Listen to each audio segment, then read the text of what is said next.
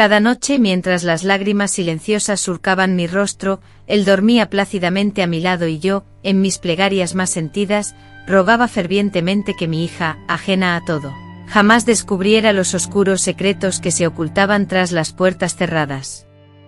Pero el destino, en su sarcástica astucia, tenía preparada una vuelta de tuerca inesperada.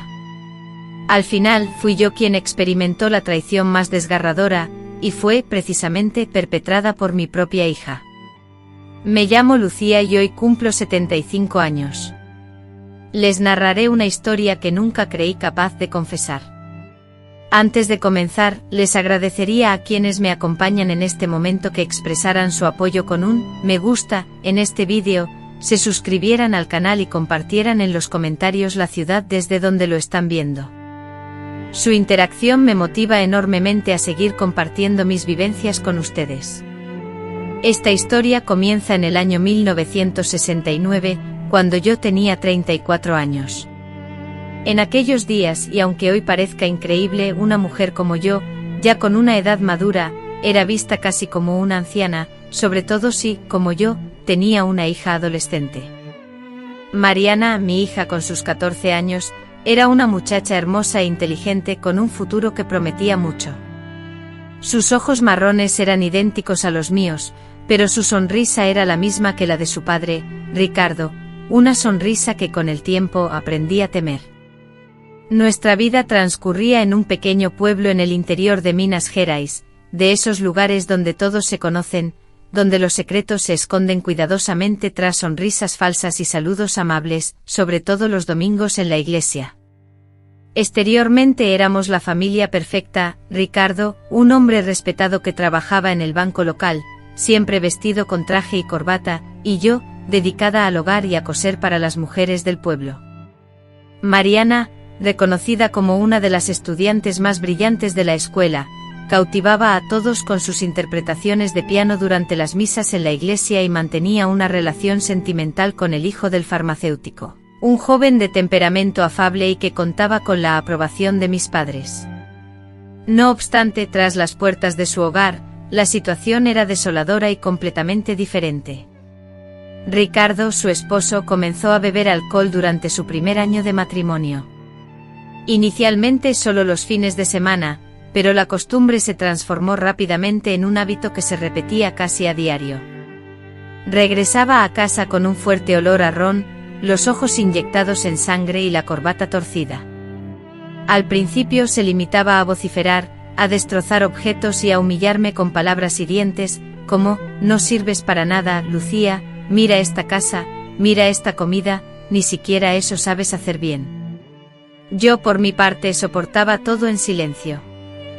En ese entonces, en 1969, una mujer divorciada era considerada un fracaso, una deshonra para la familia. Incluso mi propia madre me decía, así es el matrimonio, hija. Los hombres tienen mal genio. Debía aprender a soportar sus humores, y yo continuaba, luchando contra las lágrimas y disimulando los hematomas que se formaban en mis brazos. Cuando la violencia verbal se transformó en agresión física, Mariana creció en medio de esa atmósfera de temor.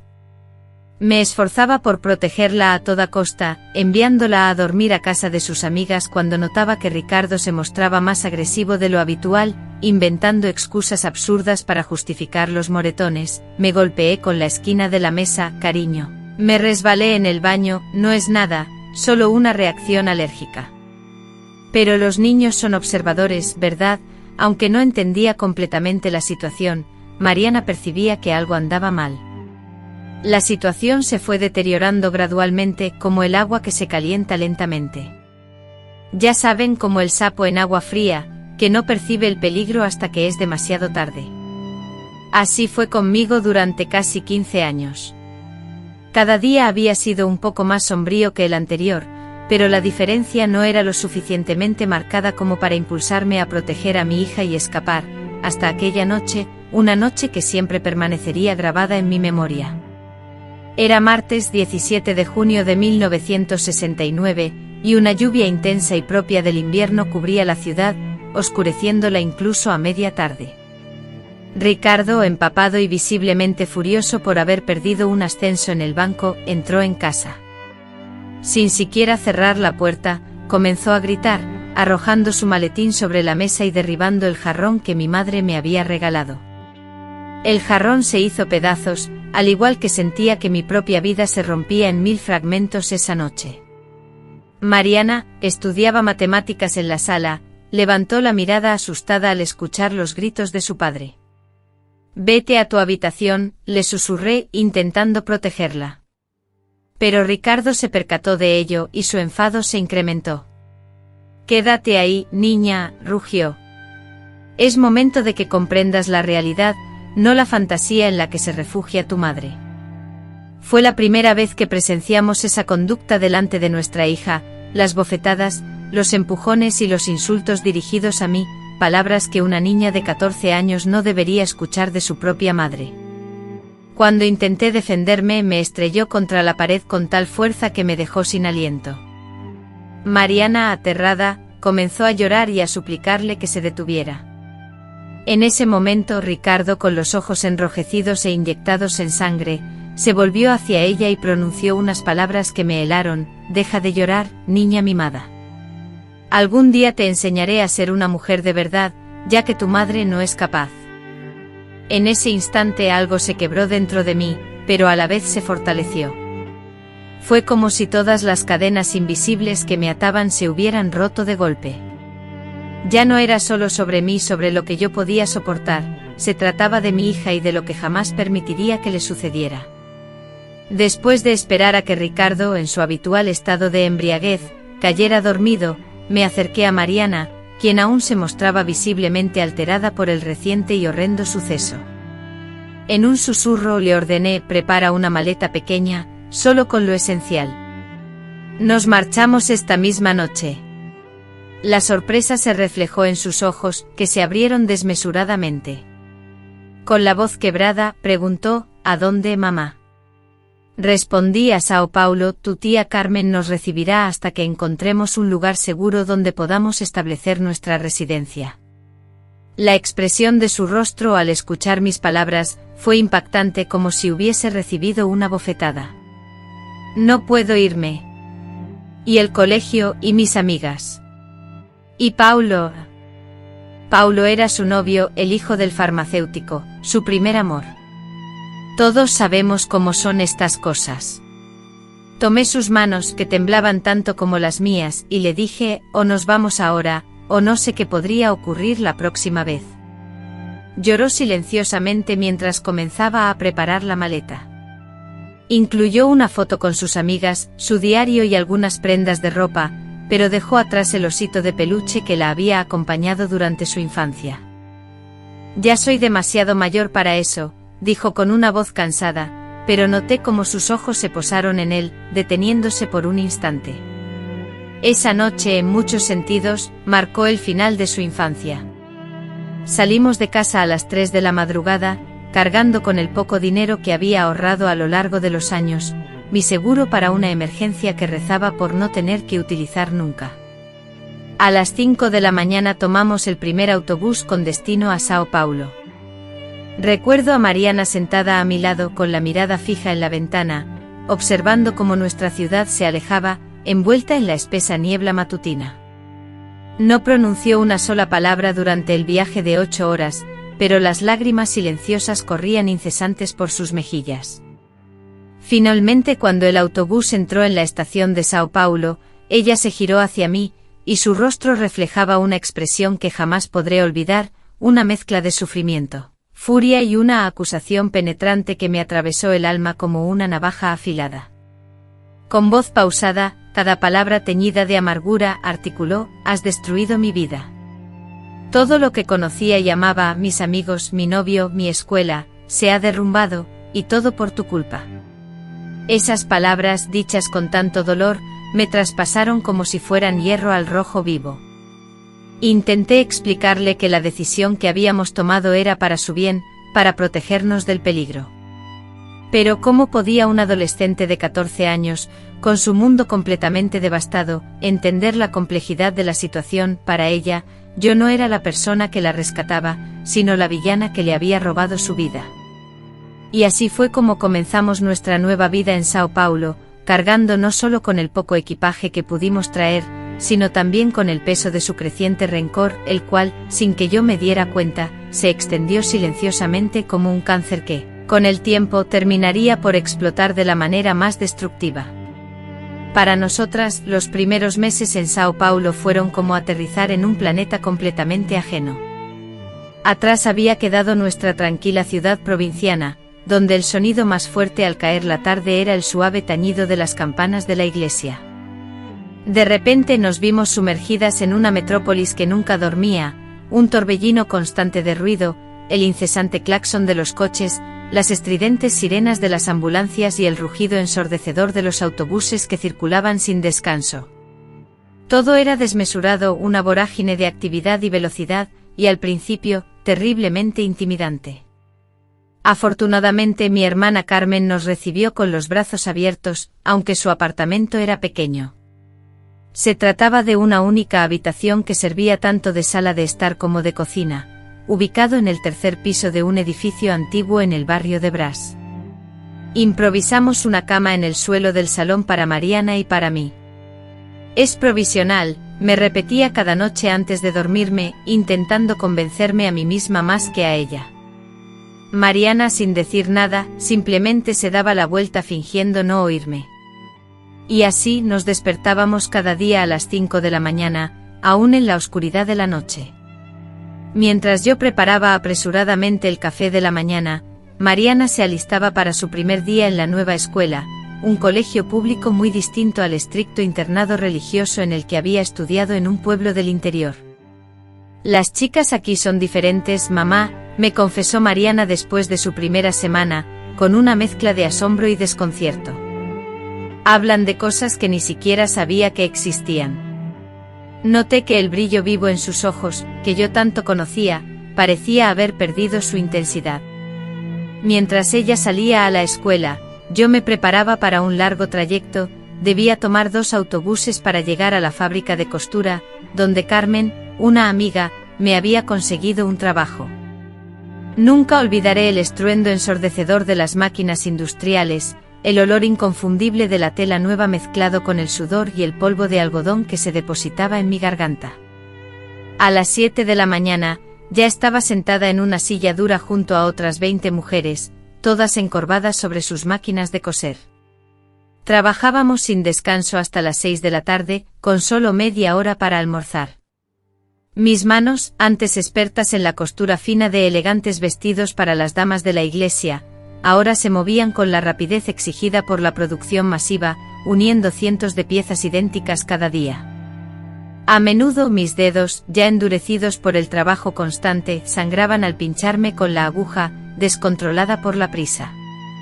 No teníamos tiempo para quejarnos ni para curar nuestras heridas. El supervisor, con mirada implacable, vigilaba cada movimiento con el reloj como único juez, contabilizando el número de piezas que cada una de nosotras producía por hora. Más rápido, Lucía, gritaba con voz áspera al pasar por mi puesto, hay una larga fila de mujeres desesperadas por ocupar tu lugar. A pesar del salario miserable que recibíamos, el apoyo incondicional de Carmen, sumado a mis propios esfuerzos, nos permitía subsistir. Con el tiempo logré ahorrar lo suficiente para alquilar una pequeña habitación en la parte trasera de una casa familiar en Belenciño. Aunque era diminuta con un baño casi inexistente, era nuestro hogar, el primer refugio que podíamos llamar nuestro desde que huimos en la oscuridad de la noche.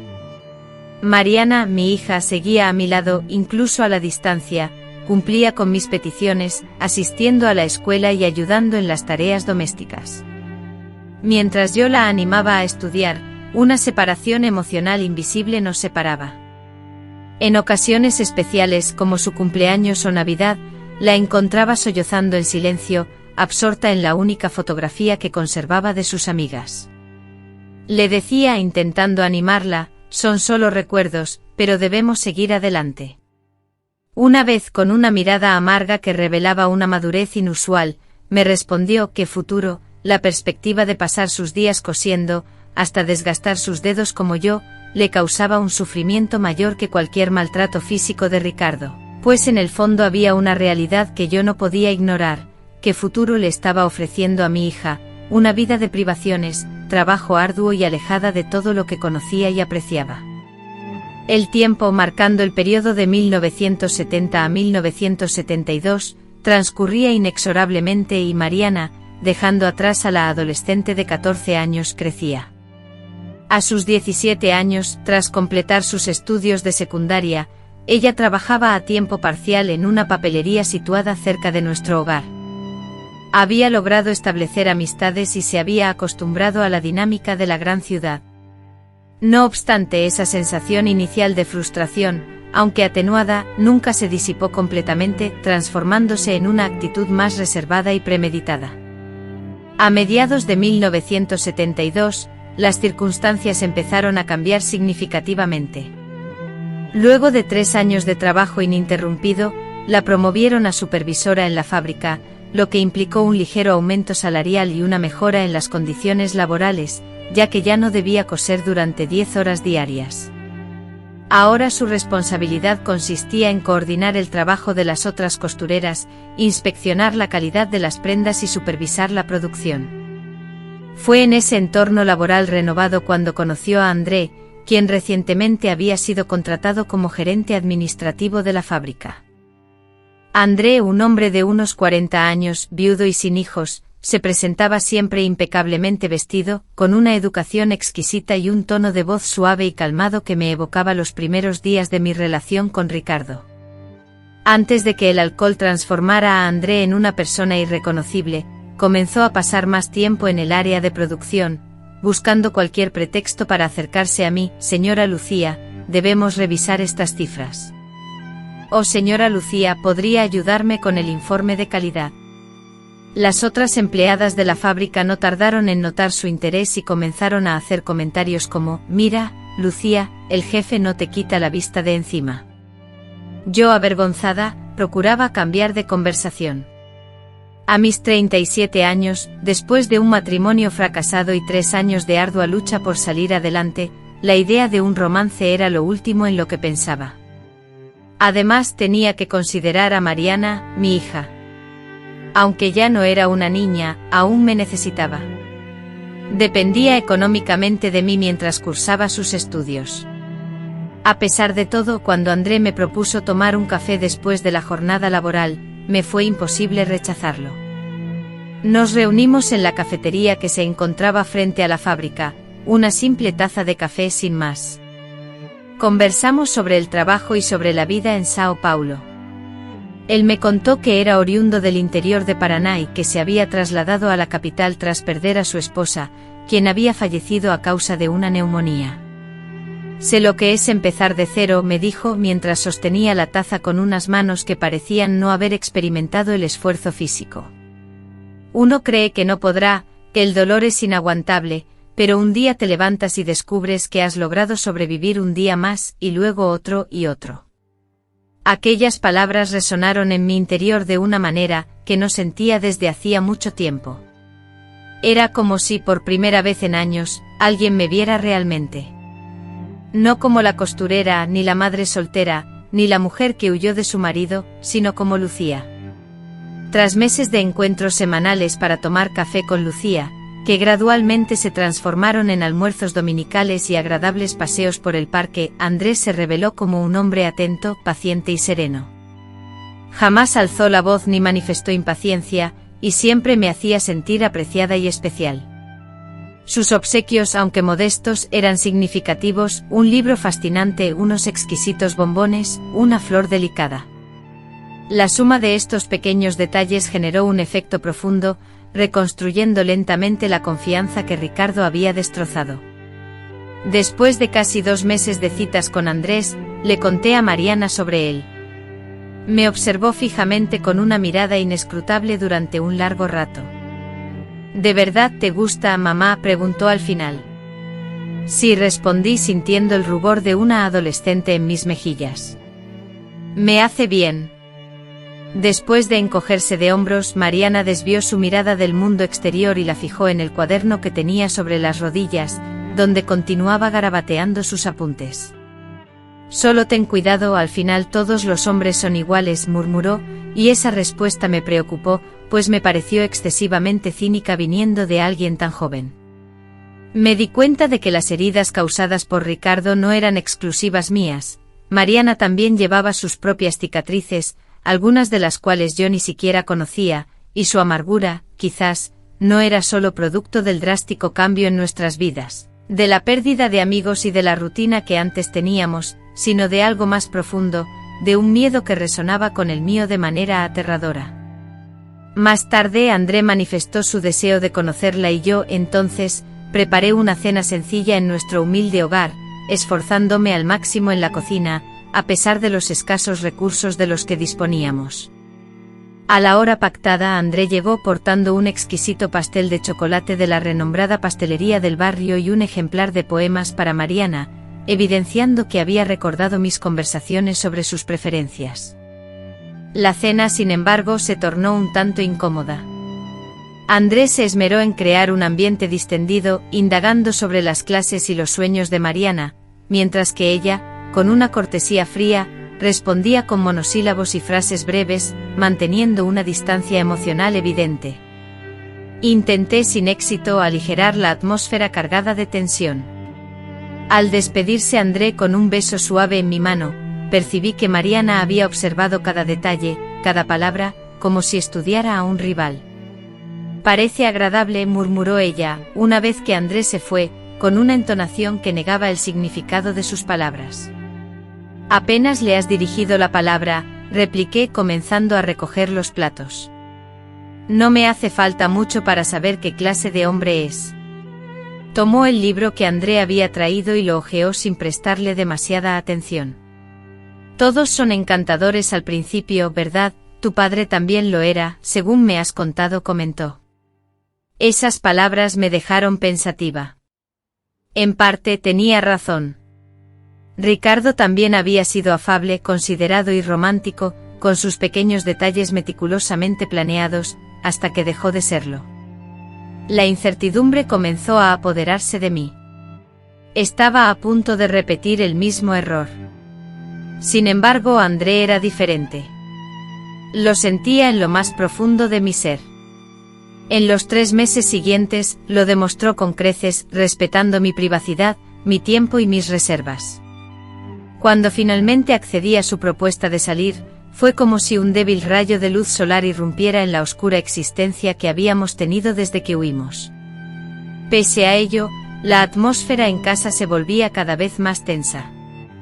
Mariana, que acababa de cumplir 17 años, mostraba un claro resentimiento hacia cada instante que compartía con André, ideando pretextos para cancelar nuestros encuentros, urdiendo pequeñas crisis y enfermando inexplicablemente los días en que habíamos acordado vernos.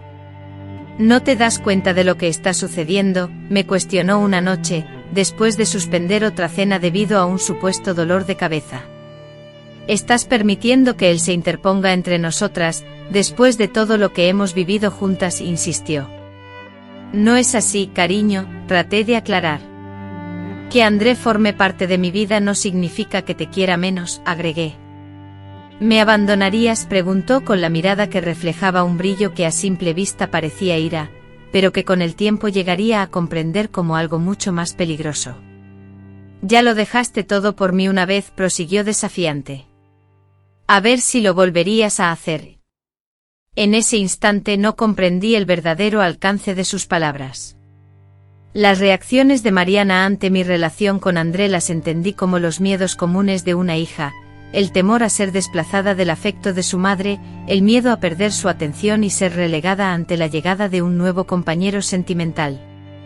Si tan solo hubiera prestado más atención a las sutilezas y dobles sentidos de sus palabras, quizás habría podido prever la crisis que se avecinaba. Cuando André me propuso matrimonio, tan solo 3 meses después de conocernos, acepté sin dudarlo ni un segundo. Reconocía que era una decisión apresurada, sobre todo considerando las convenciones sociales de la época. No obstante, a mis 37 años, tras un matrimonio fallido y años de arduo trabajo, sentía que merecía la oportunidad de ser feliz. André poseía su propio apartamento en Tatuapé, un barrio considerablemente mejor que el nuestro. Mariana tendría su propia habitación, un salón amplio y una cocina donde podría cocinar sin sentirme agobiada. Seremos una familia, le dije a Mariana, mostrándole el humilde anillo que André me había regalado. Una verdadera familia, por fin. Después de examinar el anillo con atención, dirigió su mirada hacia mí. Una sonrisa extraña y enigmática curvó sus labios, pero sus ojos permanecieron inexpresivos. Claro, mamá, respondió finalmente. Fue el tono de su voz al pronunciar esas palabras con un deje de falsa aceptación, lo que debió haberme hecho sospechar, una familia de verdad. Había una promesa encubierta, una amenaza sutil, una determinación fría y calculada que en ese momento de alegría y optimismo, pasé por alto por completo. Estaba tan concentrada en el brillante futuro que vislumbrábamos, que no advertí las sombras que se extendían en el horizonte. La boda civil estaba programada para dentro de 2 meses, una ceremonia íntima seguida de un almuerzo discreto. Mariana parecía haber aceptado la situación, incluso ofreciéndose a colaborar en los preparativos. De pronto mostró interés en conocer mejor a André, en pasar tiempo con él, una actitud que en ese instante interpreté como un buen augurio. Finalmente comenzaba a aceptar la idea de que él, André, formaría parte de nuestras vidas para siempre. Qué equivocada estaba. Aquel año 1972 se convirtió en un periodo terrible y doloroso. La ceremonia, simple y breve, se celebraría en el registro civil, con la presencia de André, Mariana, yo misma y unos pocos amigos que habíamos conocido durante aquellos años duros en Sao Paulo. Las semanas previas a la boda fueron extrañas. Mariana, que siempre había mantenido una actitud distante y fría hacia André, de repente demostraba un interés inesperado por conocerlo mejor. Llegaba antes a la papelería donde él trabajaba a tiempo parcial, le preguntaba por su día en la fábrica y se ofrecía a prepararle café cuando venía a visitarnos. Por fin lo está aceptando, le dije a André una noche mientras paseábamos por la plaza después de cenar. Creo que ha comprendido que eres diferente a su padre. André sonrió y me apretó la mano con ternura. Es natural, Lucía, solo está preocupada por ti. Cualquier hija reaccionaría así después de todo lo que habéis pasado. Cuanto deseaba creer en esas palabras, anhelaba con todas mis fuerzas creer que la vida finalmente se estaba acomodando, que podríamos formar una familia común y corriente, libres de los traumas del pasado. Justo 2 semanas antes de la boda, Mariana me solicitó una conversación privada. Con los ojos llenos de emoción, igual que la niña que alguna vez fue, me reveló: quiero darte una sorpresa el día de la boda, mamá.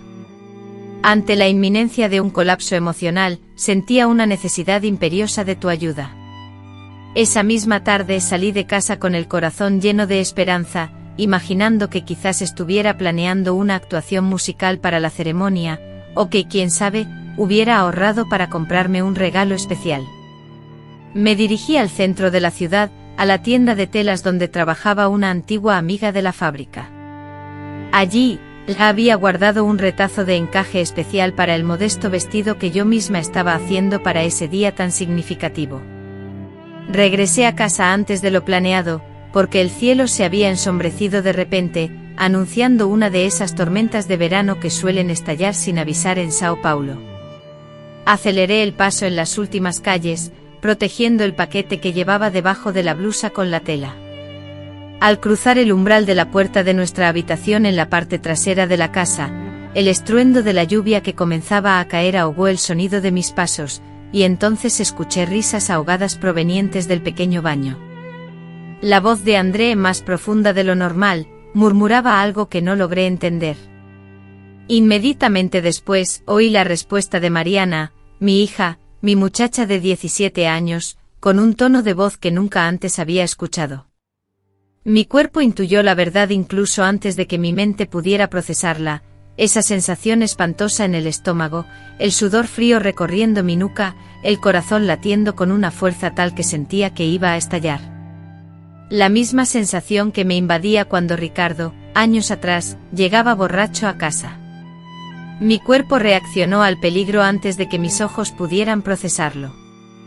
Sin pensarlo, solté el paquete que contenía el dinero, dejándolo caer estrepitosamente al suelo. El ruido del impacto debió haberlos alertado, pues el bullicio anterior se transformó en un silencio repentino, roto por movimientos rápidos e inconfundibles. La puerta del baño se abrió de golpe y allí estaban André con la camisa desabrochada y el pelo despeinado, y Mariana, con el labial corrido y los tirantes del vestido caídos sobre los hombros, revelando una mezcla de culpa y algo más, algo que se asemejaba a la sorpresa y el miedo. Contrario a lo que se podría esperar, no grité ni arrojé objetos, ni me desplomé como las mujeres traicionadas de las novelas radiales. En su lugar, una calma inusual me invadió, la misma serenidad que sentí aquella noche de 1969, cuando tomé la firme decisión de abandonar el hogar de Ricardo para siempre. «Mamá», comenzó a decir Mariana, pero su voz se extinguió al percatarse de la expresión inmutable de mi rostro. No había lágrimas ni desesperación, sino una convicción fría y clara como el cristal. «¿Cuánto tiempo hace?», pregunté con una voz más firme y controlada de lo que jamás hubiese creído capaz en ese instante. Se miraron fijamente en un silencio tenso, ninguno dispuesto a ser el primero en romperlo. André finalmente intentó articular una excusa torpe. «Lucía, no es lo que estás pensando». Levanté la mano para interrumpirlo, decidida a no escuchar más. «Te he preguntado cuánto tiempo hace». Mariana, con la mirada clavada en la mía, avanzó un paso. En sus ojos no había rastro de vergüenza, solo un destello triunfante que me heló la sangre. «2 semanas», respondió con voz baja pero clara, refiriéndose a los días transcurridos desde que le pedí a André una conversación a solas.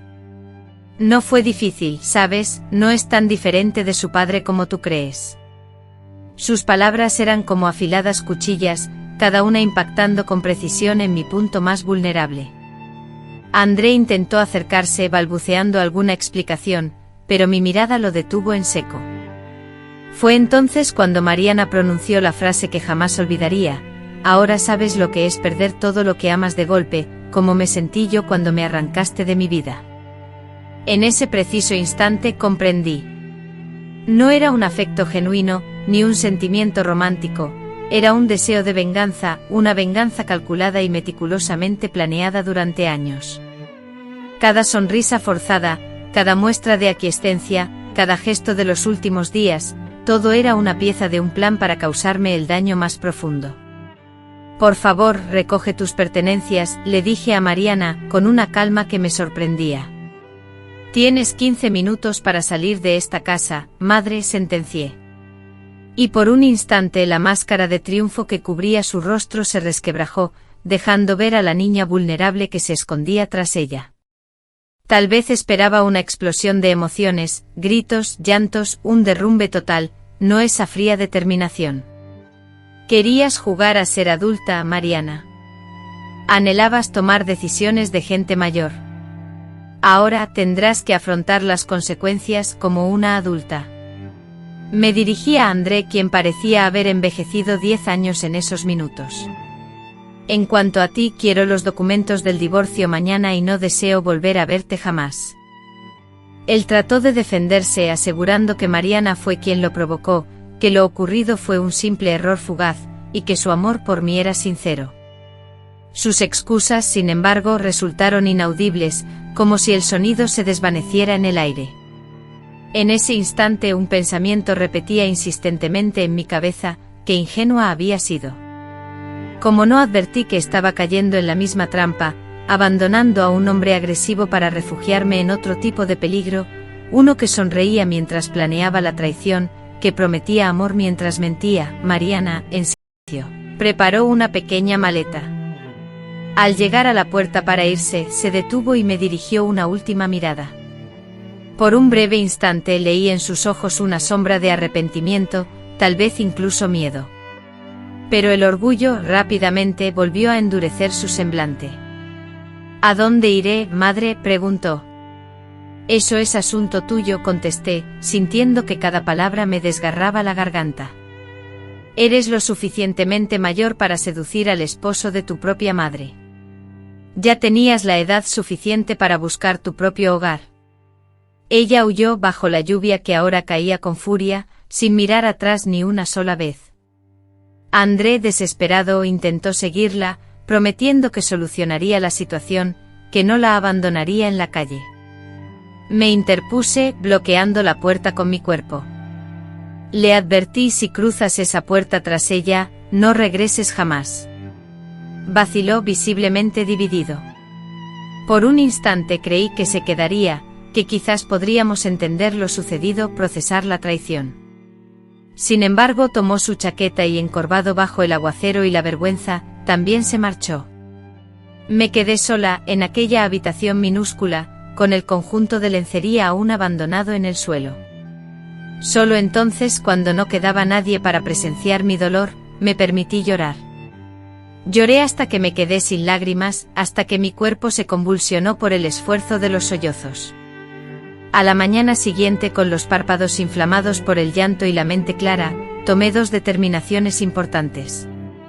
La primera consistió en contactar a un abogado, específicamente para presentar una demanda legal contra André, ya que en Brasil de aquel entonces el divorcio era prácticamente inalcanzable, pero sí se podía denunciar penalmente su conducta.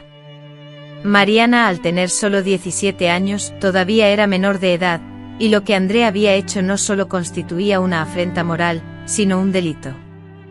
La segunda decisión, aún más ardua, fue buscar la dirección de la madre de una amiga de Mariana, a quien conocía por trabajar en la fábrica donde creía que Mariana probablemente había encontrado refugio. Escribí una carta breve informándole que había presentado una denuncia contra André y que se preparara para ser citada a declarar. En esa carta no había espacio para la ira ni las acusaciones, solo una exposición sobria de los hechos consumados y lo que vendría a continuación. Al final, añadí: deseabas castigarme por lo que imaginabas que te había hecho, pero algún día entenderás que todo lo que hice fue para protegerte. Anhelo que ese día, en el que puedas aprender de mis errores y evitar repetirlos, llegue antes de que te enfrentes a las consecuencias de tus propios actos, como yo lo hice. Por medio de nuestra amiga común, me enteré de que había conseguido un empleo como vendedora en unos grandes almacenes situados en el centro de la ciudad, y además, había alquilado una habitación modesta cerca de la estación de tren. Estaba enfrentando la vida como era imprescindible, tal y como, de forma casi inconsciente, le había enseñado durante años: en momentos de crisis, se deben recoger los fragmentos y construir de nuevo. En los meses siguientes me dediqué por completo a trabajar, ahorrando cada céntimo con la firme intención de no depender económicamente de nadie. Adquirí una máquina de coser de segunda mano y comencé a realizar arreglos y modificaciones en mi tiempo libre, lo cual me ayudaba a complementar el sueldo de la fábrica. Paulatinamente fui construyendo una clientela leal, formada por señoras que requerían arreglos en sus vestidos, la confección de cortinas nuevas y otras pequeñas tareas de costura. Posteriormente me mudé a una habitación en otro barrio de la ciudad, donde nadie conocía mi pasado. Comencé una nueva etapa por segunda vez en pocos años, pero en esta ocasión, estaba completamente sola.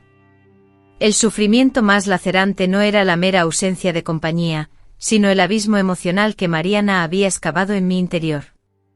Más allá de las acciones que hubiera emprendido, ella era mi hija, la misma a la que arrullaba en noches de fiebre, la misma para la que entonaba canciones de cuna, la misma por la que había sacrificado mis mayores anhelos.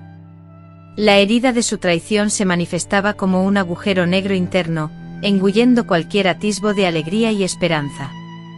Algunas noches me despertaba sobresaltado, inundado en lágrimas, transportado a sueños donde ella seguía siendo la niña indefensa, donde la realidad de su partida nunca se había materializado. Celebraciones de cumpleaños en las que horneaba un pastel, con la vana esperanza de que apareciera repentinamente, navidades en las que adquiría regalos que permanecían intactos, olvidados en el fondo de un cajón. Su ausencia me causaba un dolor más intenso que cualquier daño físico que Ricardo me hubiera provocado. Así transcurrieron 10 años, una década de duelo silencioso por una persona que aún respiraba, pero que se había desvanecido de mi existencia, como si nunca hubiera existido. 10 años edificando una nueva vida, cada día un ladrillo más.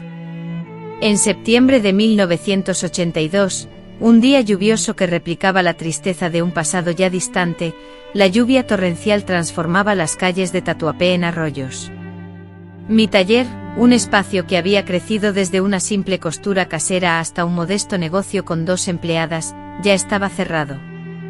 La última clienta, que había recogido un vestido de fiesta para una boda urgente, se había marchado hacía media hora. Yo, mientras tanto, me ocupaba de organizar los retales de tela, separando cuidadosamente aquellos que aún podían ser aprovechados para trabajos menores, cuando alguien llamó a la puerta, después del horario habitual. Al escuchar los golpes en la puerta inicialmente dudé en abrir, pues fuera del horario laboral usualmente se trataba de vendedores ambulantes que buscaban resguardarse de la intensa lluvia, o quizás alguien con una emergencia que requería atención inmediata, imposible de postergar hasta el día siguiente. No obstante, los golpes persistieron, resonando con una fuerza casi desesperada. Al abrir la puerta, el tiempo pareció detenerse. Empapada hasta los huesos con un bebé envuelto precariamente en un abrigo, en un intento inútil de protegerlo de la lluvia, estaba Mariana, mi hija, 10 años mayor de lo que recordaba, con el rostro demacrado y unos ojos que revelaban un cansancio que no concordaba con sus 27 años. A pesar de ello, era inconfundiblemente ella. Nos quedamos inmóviles, en un silencio prolongado, contemplándonos mutuamente. El bebé rompió a llorar, un llanto sofocado contra el pecho de su madre. Fue ese sonido el que rompió el hechizo que nos había aprisionado. Mariana, pronuncié, retrocediendo para dejarle espacio. Dudando visiblemente, avanzó hacia el taller con la cautela de quien camina sobre terreno peligroso. Sus ojos exploraron el lugar, las máquinas de coser en perfecto orden, los maniquíes exhibiendo diseños a medio hacer, las estanterías repletas de telas meticulosamente plegadas por color y tacto, una vida entera erigida sin su aprobación. «Lo has logrado», susurró, refiriéndose a mi taller. Aún me costaba creer que ella, después de tanto tiempo, estuviera parada frente a mí. El llanto del bebé resonó nuevamente, esta vez más fuerte. «Tiene hambre», explicó Mariana, y en sus ojos se reflejó un pánico repentino que conocía demasiado bien. La angustia de una madre que se siente incapaz de socorrer a su hijo. «No ha comido desde ayer». Fue entonces, con el impacto de la sorpresa disminuyendo, cuando percibí los detalles que antes me habían pasado desapercibidos. Un moretón amarillento adornaba la comisura de su ojo, y una herida en el labio inferior estaba disimulada a medias con lápiz labial. Se encogía levemente como si esperara un golpe, adoptando la misma postura defensiva que yo había tenido años atrás cuando me enfrentaba a Ricardo. Sin mediar palabra, le quité el bebé de los brazos, una niña. Al desenvolver la manta empapada que la envolvía, pude ver que era una niña. Calculé que solo tendría unos pocos meses de edad, con los ojos hinchados de tanto llorar y las mejillas enrojecidas por la fiebre. «Ve a darte un baño caliente», le indiqué señalando el pasillo que conducía a mi pequeño apartamento, ubicado sobre el taller. «Hay toallas limpias en el armario del baño. Yo me encargo de preparar algo para comer». Ella dudó, mirando a su hija en mis brazos. «Sé cuidar de un bebé, Mariana», le aseguré con una sonrisa triste. «Ya he pasado por esto antes». Mientras ella se bañaba, calenté leche en la cocina y busqué un biberón entre los artículos que guardaba para emergencias. Siempre tenía a mano algunos artículos esenciales para las costureras que trabajaban conmigo, anticipando cualquier necesidad que pudieran tener si traían a sus hijos. Con delicadeza envolví a la pequeña Luía en una suave manta, tarareando en voz baja la misma canción de cuna que le cantaba a Mariana cuando era una bebé. La niña sorprendentemente se tranquilizó casi de inmediato, y con avidez, comenzó a succionar de mi pecho. Tenía los mismos ojos penetrantes que su madre, aquellos mismos ojos que reconocía en el espejo cada mañana. 3 generaciones de mujeres unidas por esa mirada compartida, por lazos sanguíneos inquebrantables, y por el sufrimiento compartido. Cuando Mariana regresó ataviada con una vieja camisola mía que le quedaba holgada, su cuerpo frágil casi perdido entre la tela, Luía ya dormía plácidamente en mis brazos. Con cuidado acomodé a la bebé en el sofá, improvisando una cuna con almohadas mullidas. ¿Cómo se llama?, pregunté mientras le ofrecía un plato humeante de sopa caliente que había preparado. Mariana, con voz apenas audible, respondió: Luía. Lucía. Al escuchar mi nombre resonar en ese lugar, preservado en su memoria y transmitido a la siguiente generación, sentí mi corazón dar un vuelco. A pesar de todo el tiempo transcurrido, no me había olvidado por completo. Mariana, en silencio, comió su comida, alternando la mirada entre mí y su hija, que dormía plácidamente. Mientras su hija descansaba, Mariana esperó pacientemente a terminar hasta la última migaja de su plato. Solo entonces, con un ligero rubor tiñendo sus mejillas, pronunció las palabras que la habían impulsado a venir. Mamá, comenzó con la voz temblorosa por la emoción. Ahora lo entiendo. Fueron solo 3 palabras, pero contenían la carga de una década de separación, de dolor y de remordimiento. 3 palabras que, como una presa rota, liberaron 10 años de lágrimas contenidas. Entiendo por qué huyó con nosotros aquella noche. Entiendo el sacrificio que hizo. Tomó una profunda bocanada de aire y permitió que las lágrimas corrieran libremente por su rostro. Entiendo cuánto la hice sufrir. Me senté a su lado, sintiendo la magnitud de sus palabras y la reconciliación que se avecinaba. Nuestras manos, extendidas sobre la mesa, casi se rozaban, separadas tan solo por una mínima distancia física, pero en realidad distanciadas por un profundo abismo de recuerdos dolorosos y secretos. ¿Qué te sucedió, Mariana?, le pregunté, anhelando comprender. La historia que me relató en las siguientes horas, con voz temblorosa y llena de nostalgia, me pareció inquietantemente familiar. Después del trágico y fatídico día de 1972, en el que sus vidas cambiaron para siempre, Mariana intentó seguir adelante como pudo, sobreviviendo a duras penas. Consiguió trabajos esporádicos y precarios, se alojó en habitaciones alquiladas, sin poder permitirse la estabilidad, y abandonó sus estudios. André, el hombre que compartía la culpa de su infortunio, intentó buscarla en algunas ocasiones después de haber cumplido la leve condena que le impusieron, pero ella, aferrándose a su orgullo herido, lo rechazó. Él no significaba nada para mí, confesó Mariana, con la mirada baja, llena de vergüenza y arrepentimiento, las palabras apenas susurradas. Solo fue una forma de hacerte daño, de lastimarte.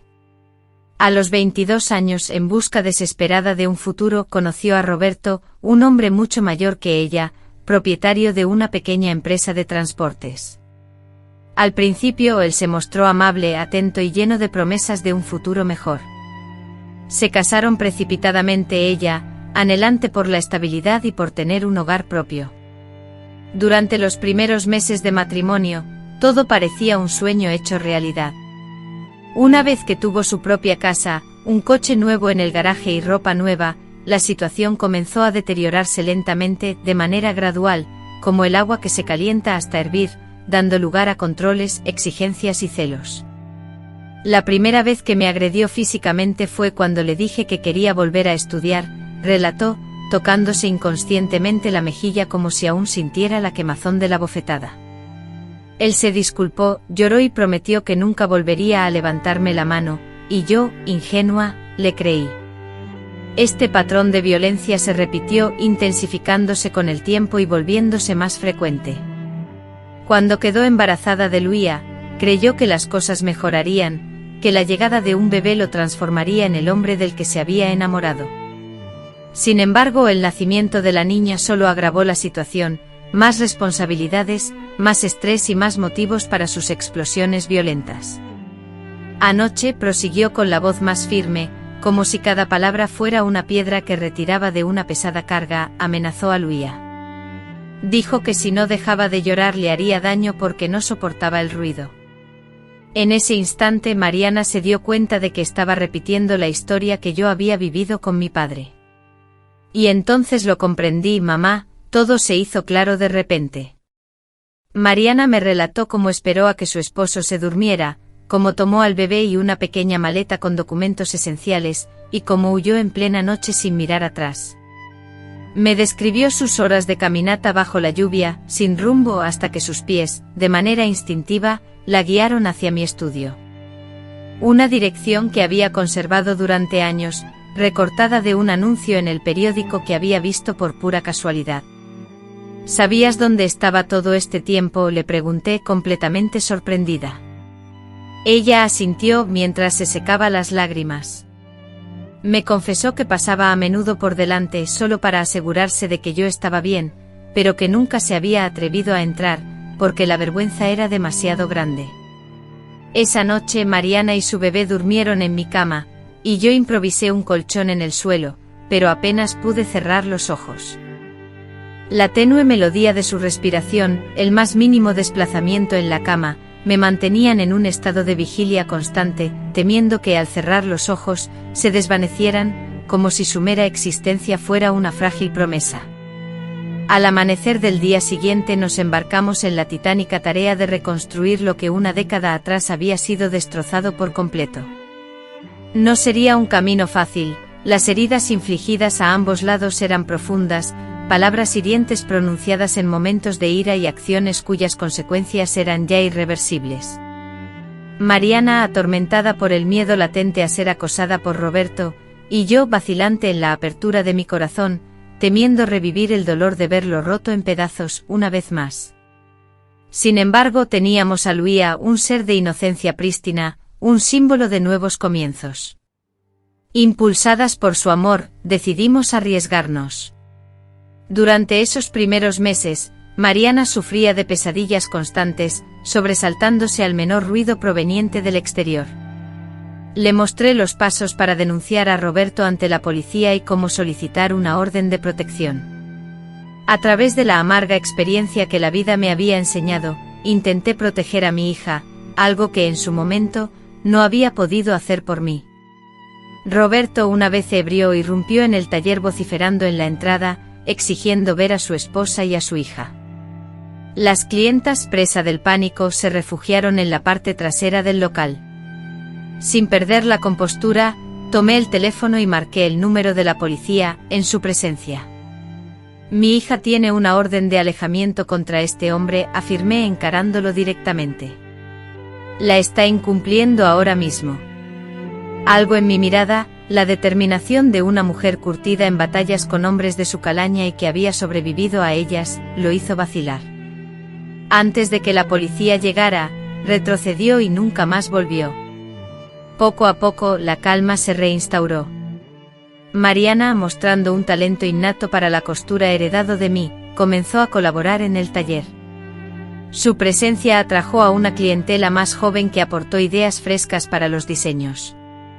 Por las noches nos alternábamos para cuidar de Luía, que crecía fuerte y sana, llenando la casa de risas que hacía mucho tiempo no se oían. En 1983, gracias al éxito de nuestro negocio, pudimos alquilar un local más amplio en la misma calle.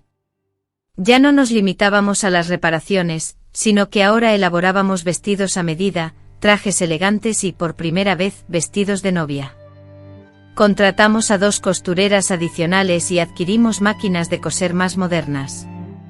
Fue Mariana quien propuso el nombre para el letrero que exhibiríamos en la fachada: Lucía e Mariana, Moda e Concertos, y Lucía y Mariana, Moda y Arreglos, jugando con las 2 lenguas.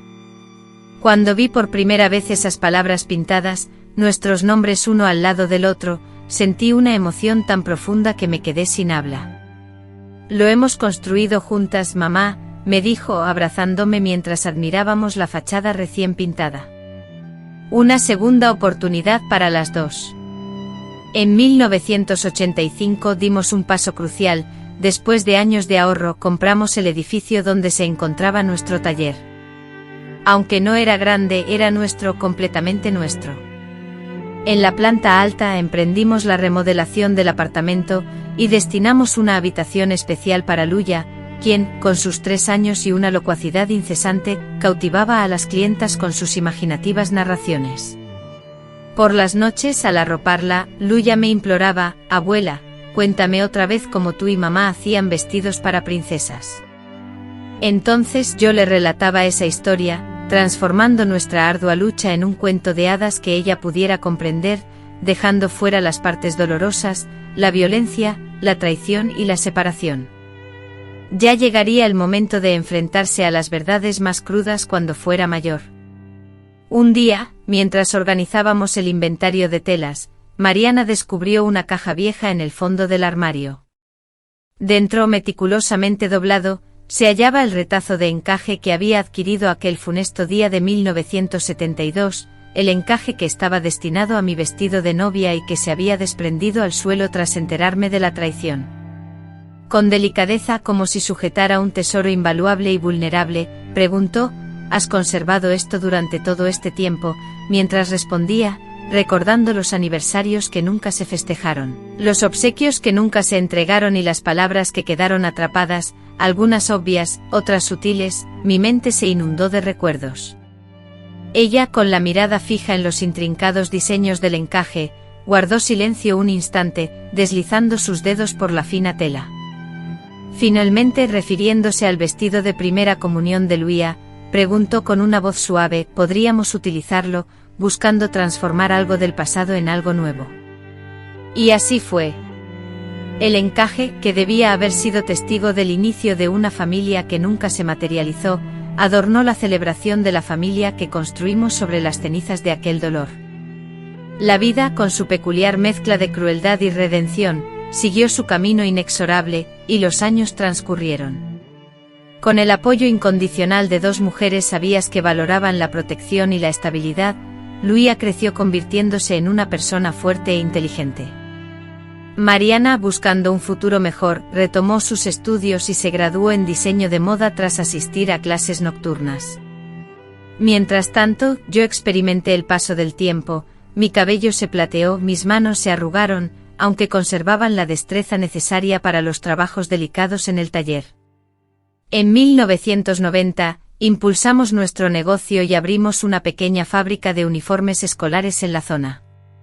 En 1995, movidos por el deseo de ayudar a otros, iniciamos clases de costura para mujeres de los barrios más desfavorecidos, muchas de ellas habiendo sufrido circunstancias similares a las nuestras. Era nuestra manera de devolver a la vida, de convertir nuestro sufrimiento en una oportunidad para el bienestar de otros. Cada mujer a la que ayudamos a ser autosuficiente, explicaba Mariana a las alumnas en la primera clase, es una mujer capaz de decir no cuando lo necesita, una mujer que puede defender a sus hijos, una mujer con la posibilidad de empezar de nuevo. Mientras ella hablaba, en sus ojos podía distinguir el reflejo de los míos, los ojos de alguien que tras caer y tocar fondo, se había levantado y aprendido a caminar de nuevo, alguien que había experimentado lo peor que la vida puede ofrecer y aún así, había elegido creer en la esperanza y en lo bueno. Aunque el dolor nunca se ha ido del todo, y hay cicatrices que el tiempo, implacable, no logra borrar, al menos nos ha enseñado a convivir con ellas, a aceptarlas como parte de nosotros. En las noches de tormenta todavía me despierto sobresaltada y las pesadillas, a veces, me transportan de vuelta a aquella habitación pequeña y opresiva, a aquella traición desgarradora, a aquella pérdida irreparable. Mariana también lucha contra sus propios fantasmas, que se despiertan y la llaman a Luía en mitad de la noche, obligándola a comprobar una y otra vez la cerradura antes de poder dormir. No obstante, hemos aprendido que las cicatrices, lejos de ser solo marcas de sufrimiento, son también mapas, huellas que revelan los lugares por los que hemos transitado, las batallas que hemos librado y ganado, y el largo camino recorrido hasta llegar aquí. Son la prueba irrefutable de que el dolor es efímero, de que las heridas, aunque tarden, sanan, y de que por muy oscura que sea la noche siempre habrá un nuevo amanecer esperándonos. En este 2025, al recordar a aquella joven madre de 34 años, forzada a huir con su hija en una noche tormentosa, a la mujer de 37 que sufrió la más profunda de las traiciones, y a la abuela de 47 que inició un nuevo capítulo, me doy cuenta, con 75 años, de que cada sufrimiento, cada renuncia y cada nuevo amanecer fueron fundamentales, porque hoy poseo lo que muchos anhelan, una segunda oportunidad. Tengo una hija que entendió, perdonó y fue perdonada, y una nieta que creció con amor, graduada en Derecho y luchando por los derechos de otras mujeres. Mi legado de fortaleza permanecerá. Si estás leyendo esto y te sientes identificada con alguna parte de mi historia, quiero que sepas que también hay esperanza para ti, un futuro te espera, y es posible sanar y empezar de nuevo, hallar el perdón y el camino. Porque en estos 75 años de vida, he comprendido profundamente que poseemos una fortaleza interior mayor a la que podemos concebir, una capacidad de recuperación más asombrosa de lo que imaginamos y una habilidad para amar de nuevo que supera nuestros sueños más audaces. La vida con sus desafíos y la rectitud, con su esencia, no siempre se presentan de manera fácil, sino que persisten como una invitación constante a la renovación y al crecimiento personal. Al contemplar mis manos hoy, puedo leer en ellas el relato de mi propia existencia, las pequeñas cicatrices de agujas que se desviaron, los sutiles signos del paso del tiempo, las venas azuladas que resaltan bajo la delicada piel, manos que acunaron a mi hija y, más adelante a mi nieta, manos que cosieron no solo telas, sino también los pedazos rotos de una vida que en ocasiones se desmoronó. Son manos que aprendieron a dejar ir, a volver a aferrarse a lo esencial y finalmente a bendecir. El cambio de milenio con la llegada del año 2000 trajo consigo transformaciones que ni Mariana ni yo pudimos anticipar cuando iniciamos nuestro humilde taller. La tecnología revolucionó el mundo y nos obligó a adaptarnos rápidamente para no quedar rezagadas. Luía, recién graduada en Derecho, defendía fervientemente la idea de construir una página web, una propuesta totalmente novedosa para una abuela que se crió escuchando radionovelas. Abuela, es crucial que su trabajo llegue a un público más extenso, explicaba con la inagotable paciencia que la juventud suele demostrar ante los mayores que se esfuerzan por entender los tiempos actuales. Imaginen cuántas mujeres podrían sentirse inspiradas por su trayectoria. Al principio nos resistimos como era de esperarse.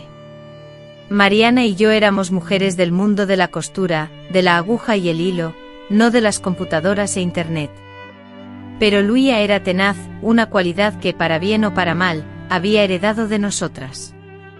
En el año 2002, finalmente creó nuestra primera página web, donde exhibimos fotografías de nuestro taller, de las prendas que elaborábamos y una breve reseña biográfica sobre nosotras.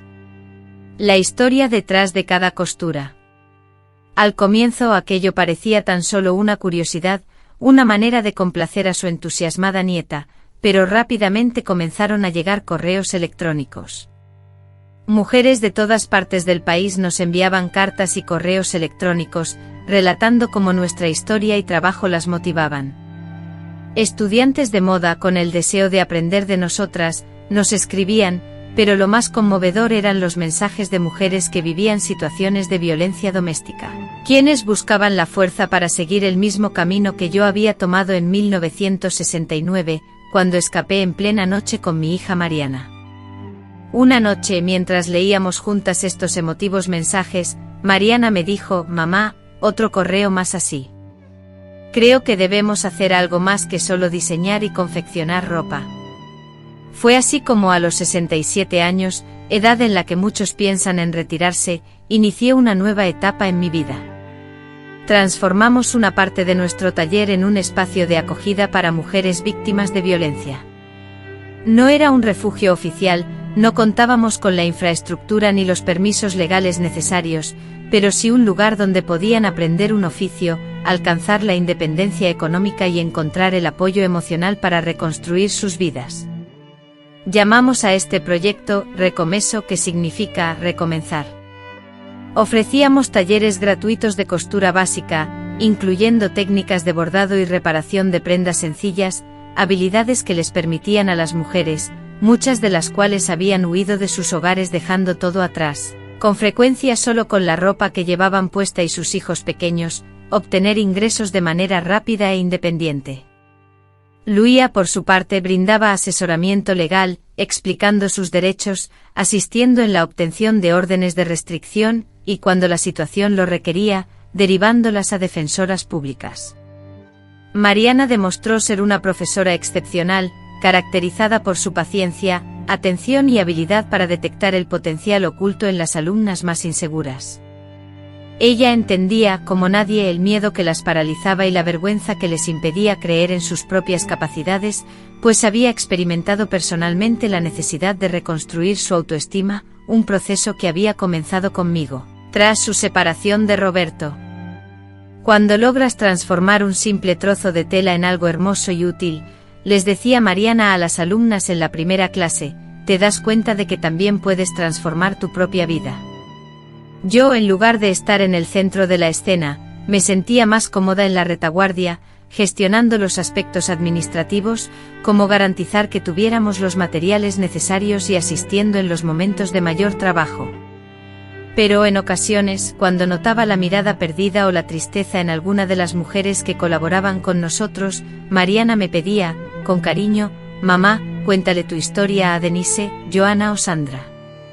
Entonces, en vez de relatar la versión idealizada que a menudo se espera, les compartía la verdad, el miedo que sentí, la angustia que me invadió, las traiciones que sufrí y, sobre todo, el largo y difícil proceso de reconstrucción por el que tuve que pasar.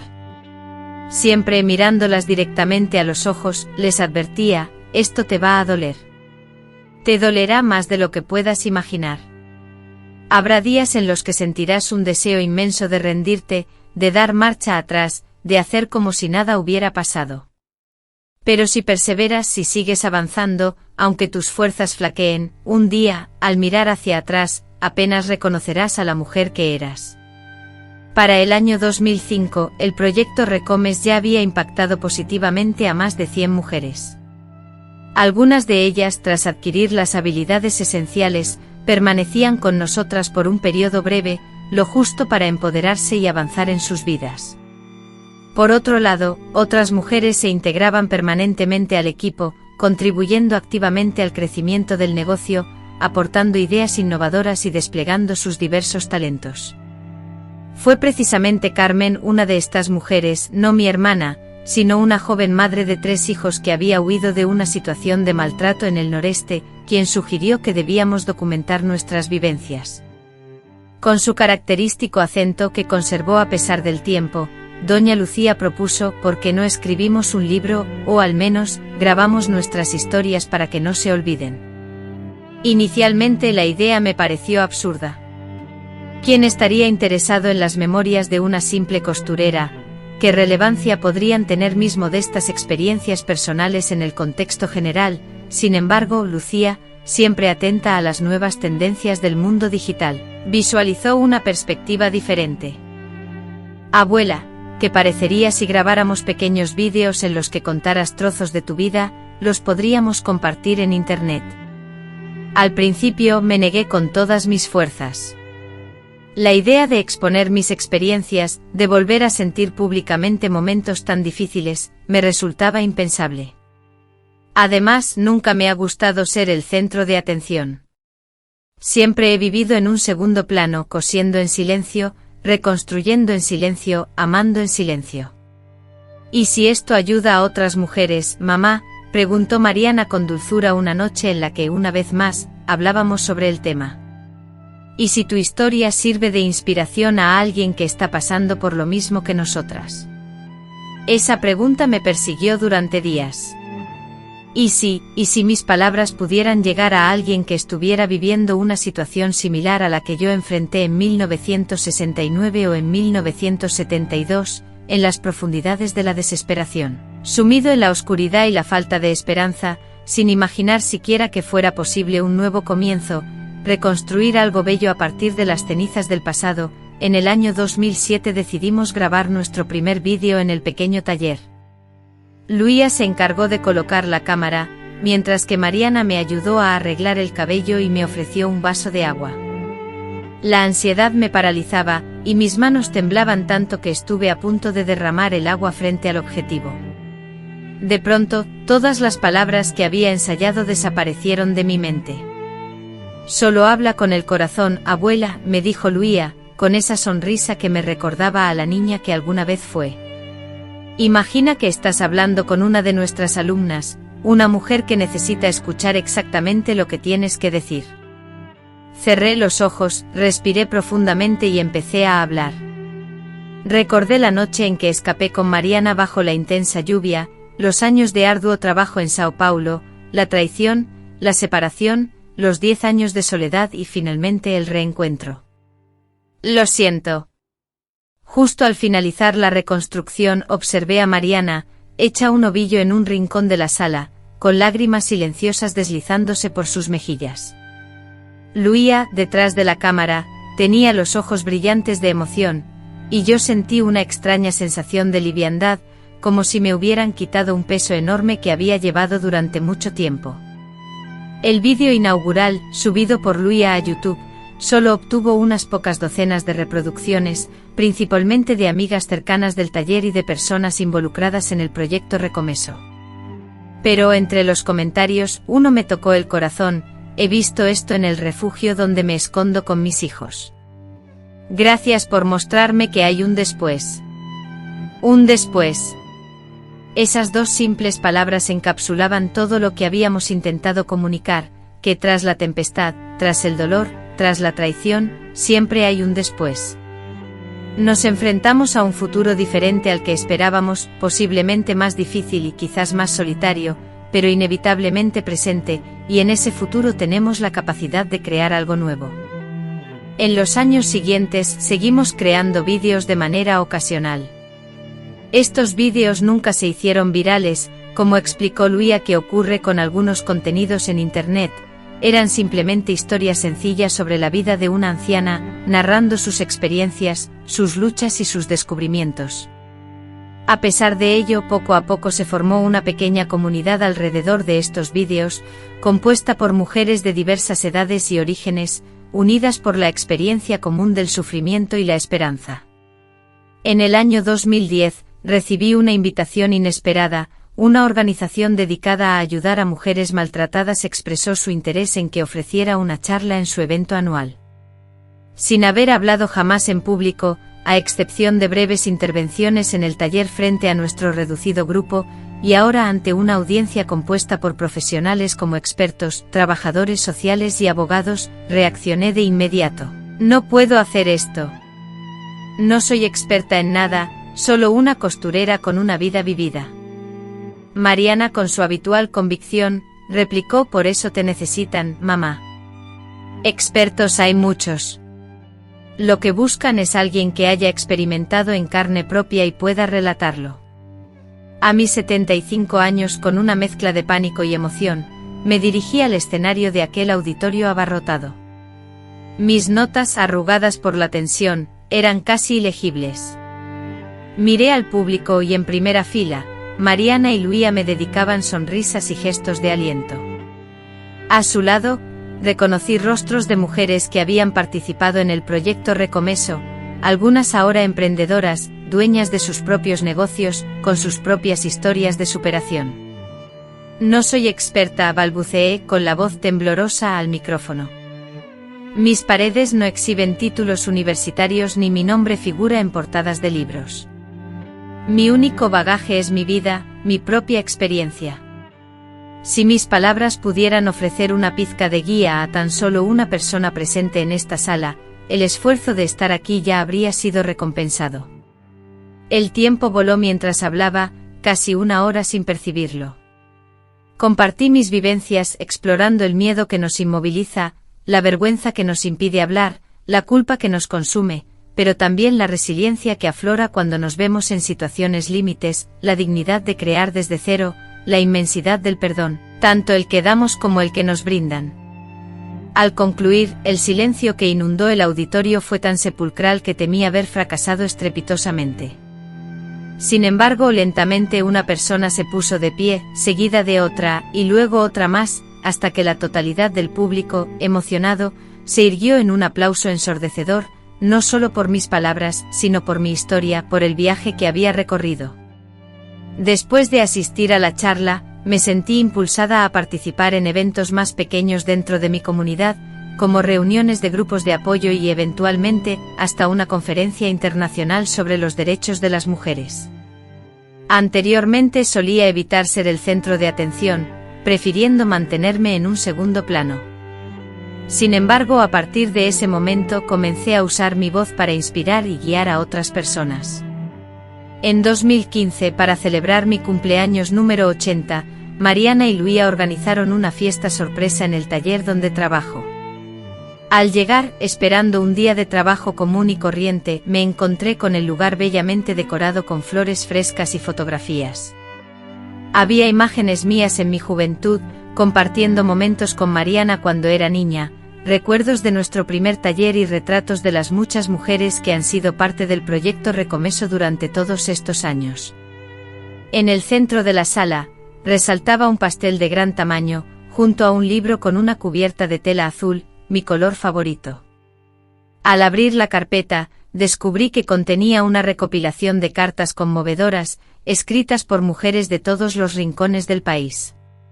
Todas ellas habían encontrado mi trabajo de diferentes maneras, algunas a través de mis vídeos, otras asistiendo a mis conferencias, y algunas más, simplemente escuchando mi historia gracias a conocidos.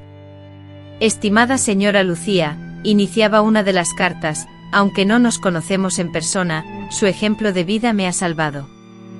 Estaba a punto de regresar con mi esposo, quien me maltrataba, cuando una amiga me mostró uno de sus vídeos. Hoy tengo mi propio salón de belleza y mis hijas están seguras. Le agradezco enormemente por demostrarme que era posible salir adelante. Otra carta continuaba: estimada señora Lucía, soy trabajadora social y utilizo sus vídeos en todos los grupos de apoyo que dirijo. Las mujeres se identifican con su experiencia de una forma que ningún manual o charla teórica puede lograr. Usted habla su idioma, el idioma de la supervivencia y la esperanza. Abundaban mensajes similares, cada uno relatando como mi historia, la de una mujer corriente que se enfrentó a los desafíos que muchas mujeres enfrentan, había tocado corazones, cambiado destinos y salvado familias. Mi mirada se detuvo en Mariana, que ahora, con 60 años, lucía las primeras canas en su cabello oscuro. Luego en Luía, una abogada de renombre de 43 años y madre de 2 hijos, quienes eran el sol de mis ojos, al igual que las demás mujeres del proyecto Recomeso, algunas de las cuales habían compartido este camino conmigo por más de 10 años. Finalmente mis ojos se posaron en las fotografías que adornaban las paredes, un registro visual de la vida que habíamos construido después de superar tanto dolor. ¿Cómo hemos llegado hasta aquí?, le pregunté a Mariana, tomándole la mano mientras las lágrimas, que marcaban mi rostro con el paso del tiempo, corrían por mis mejillas. Con calma, mamá, respondió, esbozando la sonrisa que me transportaba a la niña que una vez fue, a la que aprendía a vivir un día y una puntada a la vez, y tenía razón. No hubo un cambio súbito, ningún evento milagroso, solo la tenacidad de continuar cuando la esperanza flaqueaba, de creer que después de la noche más oscura, siempre amanece. Ahora, a mis 90 años, ya no coso como antes, mis manos han perdido la destreza para las labores finas.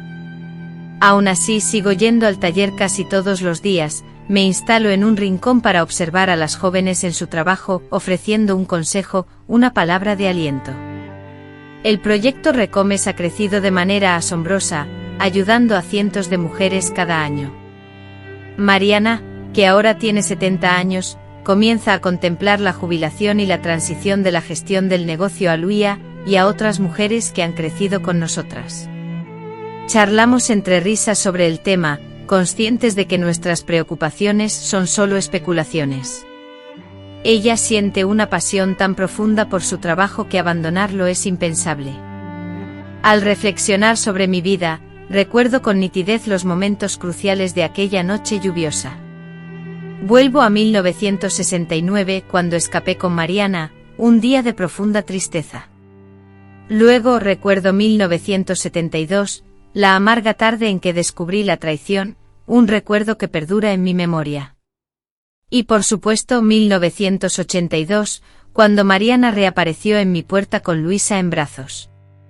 Esos fueron momentos en los que mi mundo se desmoronó. Pero también distingo los momentos de reconstrucción, mi primer sueldo en la fábrica de costura, un hito importante, la primera prenda que creé en mi propio taller, un sueño hecho realidad, y el día en que Mariana y yo colocamos juntas el letrero con nuestros nombres, un símbolo de nuestra unión y fortaleza. Con el proyecto Recomeso logramos brindar ayuda a una mujer por primera vez, encendiendo una llama de esperanza. Filmamos nuestro primer vídeo compartiendo nuestra historia con el mundo, y recibimos la primera carta de una persona profundamente impactada por nuestro trabajo, creando un vínculo invisible de solidaridad. A medida que los años pasaron, comprendí que la vida no es un camino llano y continuo, sino un intrincado tejido, lleno de imperfecciones, remiendos y costuras, unas visibles y otras ocultas. Este tejido lo creamos constantemente con nuestras decisiones, nuestros sufrimientos, nuestros afectos y sobre todo con nuestra inquebrantable perseverancia. Si me estás escuchando ahora, tal vez te encuentres en uno de esos momentos de crisis, en una etapa en la que sientes que tu mundo se desmorona. Puede que estés enfrentando las marcas emocionales de una relación dañina, sintiendo el dolor profundo de una traición que te ha herido profundamente, o experimentando el sufrimiento paralizante de la pérdida de alguien o algo que amabas. Tal vez te encuentres preguntándote cómo podrás seguir adelante, cómo reconstruir algo significativo a partir de los pedazos rotos que quedaron. Quiero que sepas, desde lo más profundo de mi ser, que es completamente posible superar esto. El camino que te espera no será sencillo ni rápido, y sin duda experimentarás momentos dolorosos. Pero confía en mí, es absolutamente factible recuperarse y encontrar la sanación. Yo soy una prueba de ello, y también lo es Mariana. Cada una de las mujeres que ha encontrado un nuevo rumbo y ha encontrado la esperanza a través del proyecto Recomeso, es una prueba viviente de que la recuperación es posible. Un paso a la vez, un día a la vez, una puntada a la vez, cada pequeño avance cuenta. Y un día, cuando finalmente mires atrás, te darás cuenta, no solo de lo que has perdido en el camino, sino, y sobre todo, de todo lo que has construido con tu propia fuerza y determinación. Contemplarás no solo las cicatrices que la vida te ha dejado, sino la belleza única y especial que ha florecido a partir de ellas. Experimentarás no solo la persistente carga emocional de eventos pasados, sino también la poderosa resiliencia que reside en el presente y la brillante esperanza que el futuro nos ofrece. Esta es la lección más valiosa que he atesorado durante mis 90 años de existencia. Aunque podamos sufrir heridas, nunca seremos aniquiladas. Aunque seamos rotas, siempre poseeremos la capacidad de reconstruirnos, de repararnos. Y esas cicatrices, lejos de debilitarnos o empequeñecernos, aportan carácter, narrativa y una singular belleza al entramado de nuestras vidas. Agradezco profundamente su atención al escuchar la historia de esta humilde costurera. Si mis palabras han resonado en sus corazones, les ruego que compartan este mensaje con alguien que pueda necesitar saber que existe un futuro, que la esperanza siempre encuentra un camino, y que siempre es posible un nuevo comienzo. Y ahora me encantaría saber desde dónde están viendo este vídeo. Por favor, cuéntenme en los comentarios qué parte de mi historia les ha conmovido más. Si es posible, por favor hagan clic en me gusta y suscríbanse al canal. De esta manera podremos llegar a más mujeres que necesitan urgentemente saber que no están solas en esta experiencia. De acuerdo.